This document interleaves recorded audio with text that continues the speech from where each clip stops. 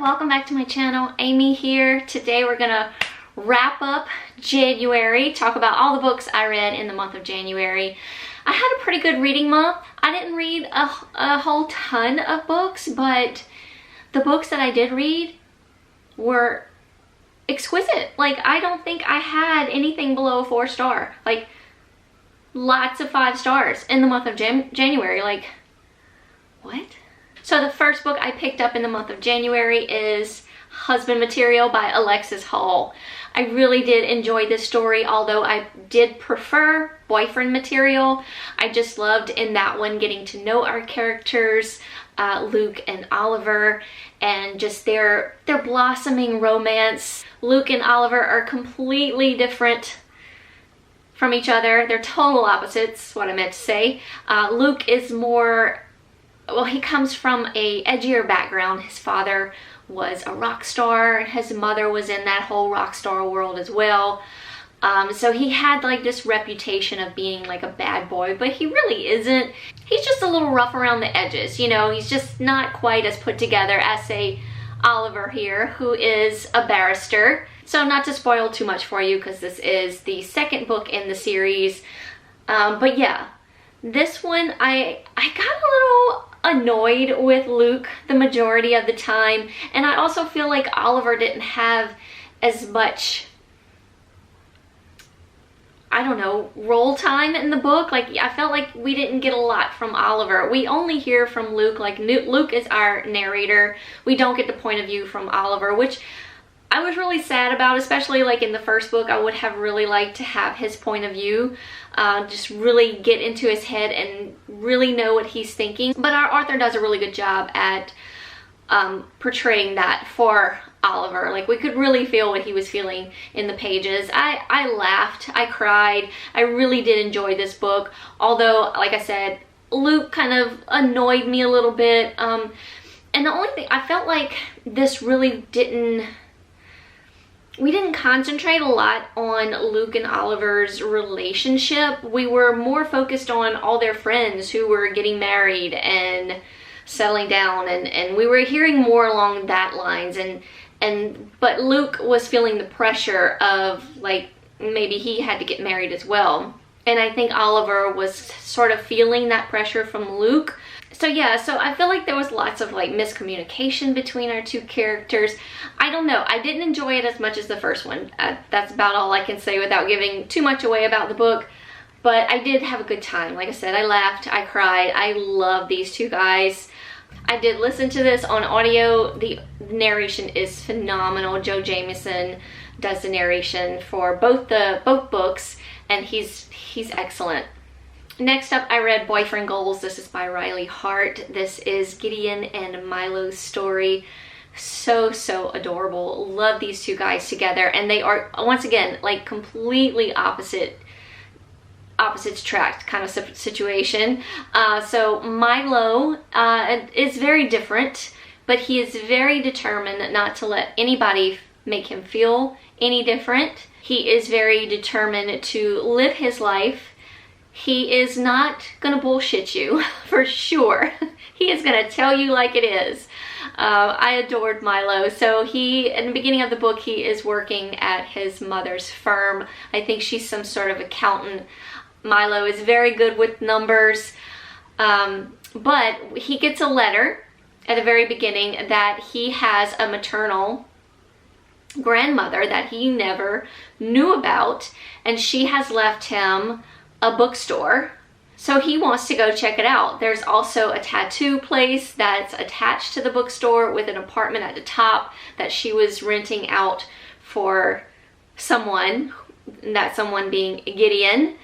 So he's curious to see who the tattoo guy is and what the situation is. He wants to go and check it out. He's ready for a new life. He wants to be on his own. He wants to be away from his mother because he knows how his mother can be. She's always just trying to protect him, but he wants to figure things out by himself. From there, this is where Milo and Gideon meet each other, when Milo goes to the bookstore to see what's going on, who his grandmother was. He wants answers, and he wants he really wants to embrace what she has given him. Gideon is, like I said, our tattoo guy, and he was renting from Milo's grandmother for years. She was very much loved in the community. So when Milo goes, he is met with nothing but loving people that loved his grandmother. So he just gets to know all these people as he gets to know his grandmother that he didn't actually know in real life. And then him and Gideon start to form some sort of a relationship. They start to form a very, like, a best friends relationship. And then these best friends start to experiment with each other, even though Gideon is a little bit more experienced than Milo. Milo's very picky about his partners, I'll just say that. But he was okay with Gideon. So he gets to experience things that he's never gotten to experience sexually with Gideon. It was just so much fun, which of course led into more with our two guys.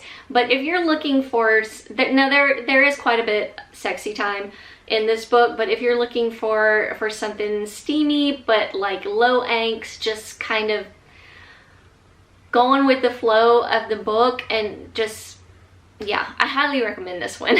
Then I decided to pick up Beyond the Wand by Mr. Tom Felton himself. This was brilliant. Like, I'm not one to read nonfiction or autobiographies, even for, like, you know, like celebrities that I love.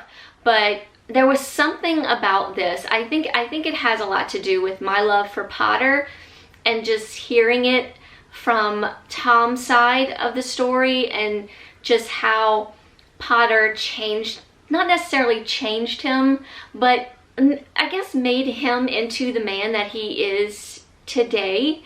And it's a good thing, you know. It's refreshing to hear that about Harry Potter. Harry Potter will always be near and dear to my heart. I absolutely love the story. I don't care about J.K. Rowling. I don't care about her at all. I care about Harry and Harry's story, and I don't want that part of my life and my experience to be tainted. So I don't dwell on anything J.K. Rowling. But anyway, moving on to this book. It was just a great experience for Tom and for all the other actors as well.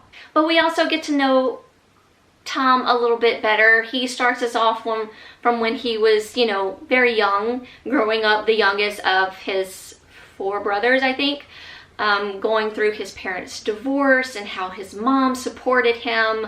And I mean, we get fun pictures in here of Tom and his family, and then his time spent with Harry and the gang, and I just loved it. So yeah, and we get to hear about his other acting experiences, and just it was just a breath of fresh air. I absolutely loved it. If you are a Potter fan, like a truly and dearly Potter fan, you have to read this. You just do. I don't have any explanation. You just do. Oh, and I keep forgetting to tell y'all my rating. Boyfriend Goals was 5 stars, by the way. Beyond the Wand was a 5-star or better. Tom Felton actually narrated this himself as well, so highly, highly, highly recommend the audio. The next audio I listened to, this is The One That Got Away. This is by Nikki James. This is read by Nick Russo, which is like one of my favorite male romance narrators. I gave this, what did I give this? 4 stars. So this is a very complicated situation between Charlie and, oh, what was his name? Hold on, I'm not gonna look at my notes. Dakota. I keep like referring to like a Toyota Tacoma. That's what makes me remember his name is kind of similar to Tacoma, but it's Dakota. I don't know. Anyway. So trigger warnings for this book: we have PTSD from past trauma, we have child abuse, kidnapping. You don't actually like get that physically, like it's just there. So we're following Charlie as he's a grown man, later 20s, maybe early 30s. I don't quite remember. But he's just having trouble, I guess, living his life. He was kidnapped when he was a boy. So Charlie became an author. While he was, like I said, while he was in this place, he was thinking up like just other worlds, just to get him away from where he was at. And his world involved dragons, so he started writing a YA fantasy type of series with dragons in it. He's a very famous author, but yeah, he still lives with his dad. His dad sort of takes care of him. He was a little bit too much for his mom, so she left. His parents are well off as well. I think his mother is just a really, I want to say, like, is she a lawyer of some sort? She's very influential. She had a lot of influence on the police and what happened to Charlie and how they didn't do their job correctly.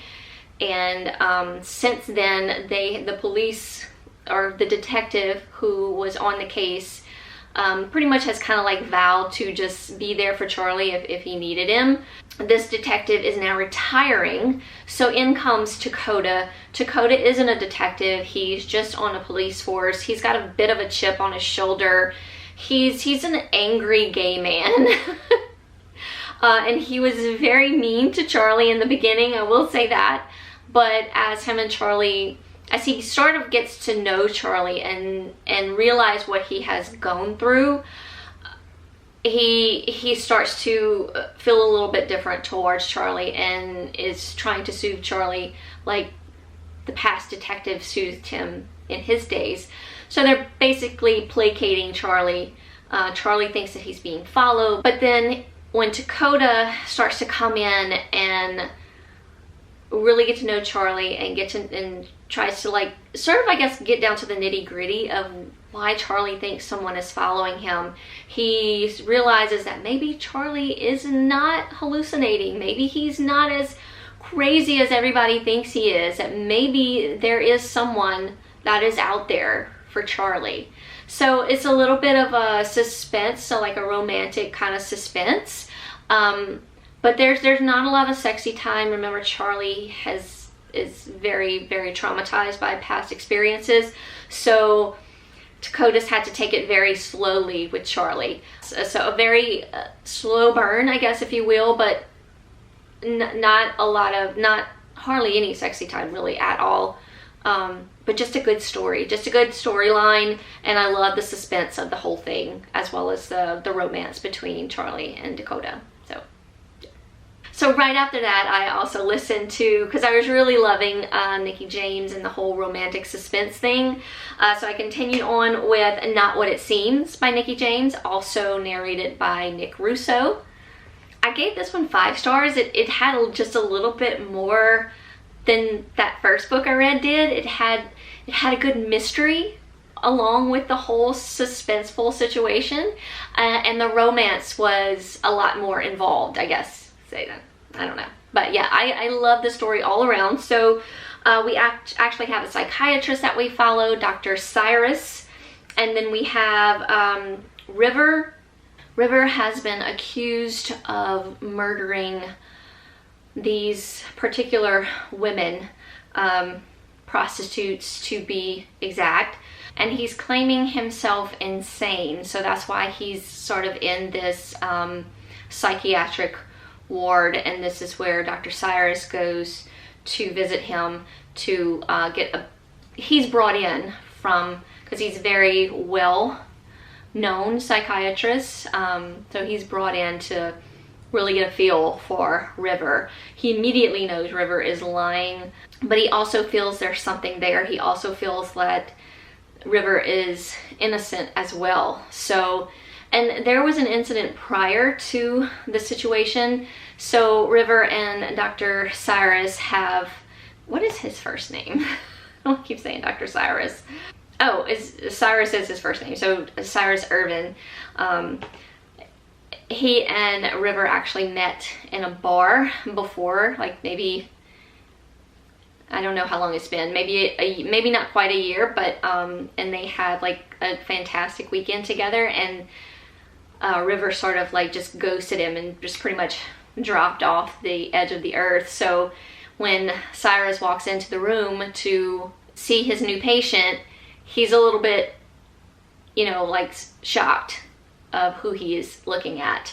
But like I said, he feels like he knows Cyrus is lying, but he also feels like he's innocent. So there's someone out there killing these innocent women and these particular sorts of women. River, there's also like a mysterious woman that River feels like he is seeing around. So, and this mysterious woman looks like his mother. So, and he was told that his mother was dead, so he's very curious about that. So there's that little mystery behind that.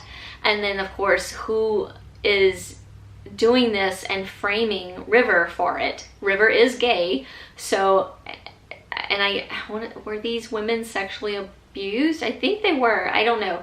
I don't quite remember that particular point, but there's something about it that Cyrus wants to get down to the bottom of it, because these women are not safe, and he wants to catch this killer, and he knows it's not River.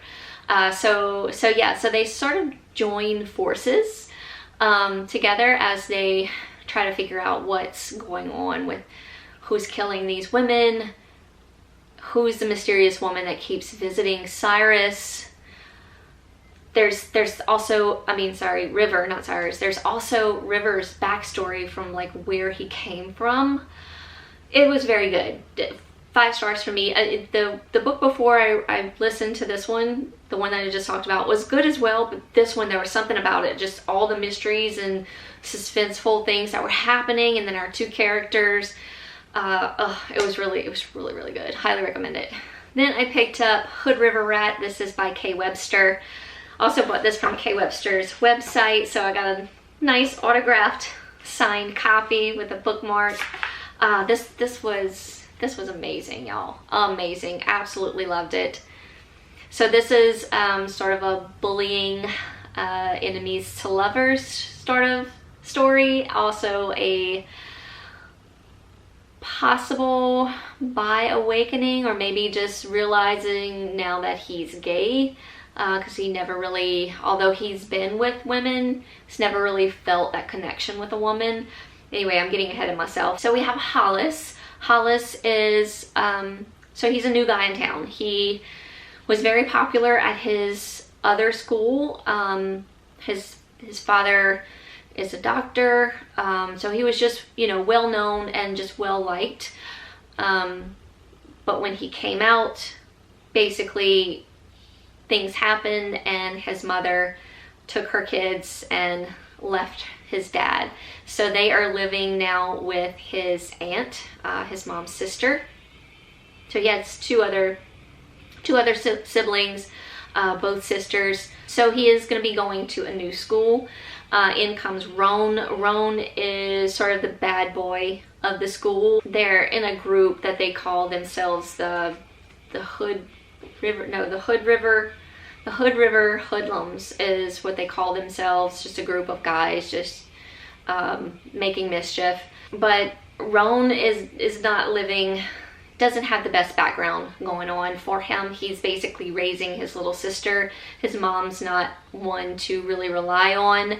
There is a little bit of an abusive situation here as well. And Hollis's aunt sort of takes in Roan and his sister. She's helping, she's the principal at the school actually. So she is helping Roan's sister with some subjects at school. I'm trying to get my words together here. And then Roan is doing things on the side for her as like her pay for helping his sister in school.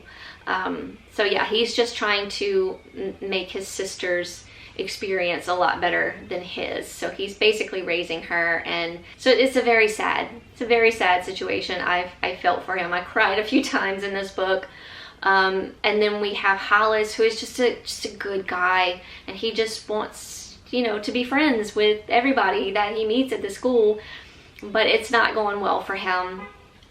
There's also an illness that Hollis seems to have that he's sort of hiding from his family. But as Hollis and Roan get a little bit closer, that starts to come out. But yeah, their relationship in the beginning is a little rough. And I got very angry at Roan a couple times just for the way he was treating Hollis. So it's like I love this book so much, but there were moments where I hated it. Like, I did not like all the mean and cruel things that Roan and his friends were doing to Hollis. I mean, Hollis didn't deserve any of that. So I felt for the guy, but I had all the feelings with this book. So it was a fantastic read. But Hollis never backed down. He was, you know, so what if they didn't like him? He was gonna, you know, try to converse with them as best as he could. So yeah, so they sort of end up helping each other as the further along the story goes. And they not necessarily become friends, but they start to help each other, and they sort of realize that relationship between them has become a little bit more. So yeah, it's a very slow process, very slow burn romance here, but so good. You're gonna hate it, but you're gonna love it. Then I picked up All the Dangerous Things. This is by Stacey Willingham. This is her second novel. Absolutely loved A Flicker in the Dark. Loved this one as well. This was a 5-star. Hood River Rat was a 5-star as well. I keep forgetting to say that. This was a 5-star. I did listen to this. So this was a 5-star. I did listen to this via audio. It was narrated by Carissa Vacker. Fantastic job. So we're following Isabel throughout this time. Isabel's son was kidnapped. It's coming to be a year now that her son has gone missing. This was a lot, y'all. I'm trying to think back. Like, I have my notes in front of me on this book, but there was so much going on, and I don't want to give anything away, but I just felt like there was something going on with everybody. Like, I couldn't pinpoint it. Like, there's so much in Isabel's, like, even her backstory with her home life when she was growing up. She had a sister. So we get a little bit of that in here. Even that kind of throws you off as to what's going on with our main character. Her husband, Ben, also feels suspicious of things because he also has a little bit of a backstory. He had an ex-wife, and we learn a little bit about that ex-wife and his relationship with Isabel. Just so many things were happening, and so many people that I just kept thinking, was it that person? Then we have this podcaster coming in, and he's, you know, just trying to, he's really, I felt in the beginning he was trying to help Isabel. We don't actually get a podcast within here, but he is a podcaster, and he's, you know, interviewing her, like he wants to get her side of the story. But he also has a story of himself and why he's so interested in Isabel's story. So many secrets, so many questions, so many people who could have done it. Like, then we get to the end, and the twist and the turns that were happening, like, just I kept having to, like, stop and write stuff down, like, just what? Yeah, it kept me on the edge of my seat. I loved every minute of it. I didn't want to stop listening. Narrator was fantastic. The whole book, the entire time, was fantastic to me. I had a great time with it. Then I picked up All Good People Here by Ashley Flowers. I was actually not expecting to like this as much as I did. This is a 5-star for me, y'all. 5-star. And now in the beginning, it took a little bit. It took a little bit for me to realize, how should I say this? I'm gonna just say that I was settling on about a 3-star because I just felt like I knew who it was, and I felt like it was too obvious. So I was like, okay, well, if that's the case, this is gonna be like a solid 3-star maybe, because the story was good, you know, excuse me, sorry. Okay, so we have some timelines here. We are following Chrissy. Chrissy dates back to, hold on, I want to say 1994. Yes, 1994, Chrissy dates back. We get how and her husband became who they are. So her husband is Billy Jacobs. They're Chrissy and Billy's daughter. Well, they actually had twins, so they have Jace and January. January was taken from her home and she was found later, but her killer was never found. Jump to 2019, we are following Margot. Margot was actually friends with January. Margot is now a journalist, and she is coming back to town to stay with her uncle Luke, who is coming down with early onset of dementia. So she is going to live with him just to help him out and help him get around. But while she's there, of course, she starts to investigate this new murder of a young girl that has taken place. Seems to be like the same MO. So she starts to wonder if it could be connected to January's case. So there is a little bit of January's case where about halfway through the book, I was thinking to myself, I'm so confused. So I did have a lot of questions the entire time of this book, and so many things kept popping up as the book went on.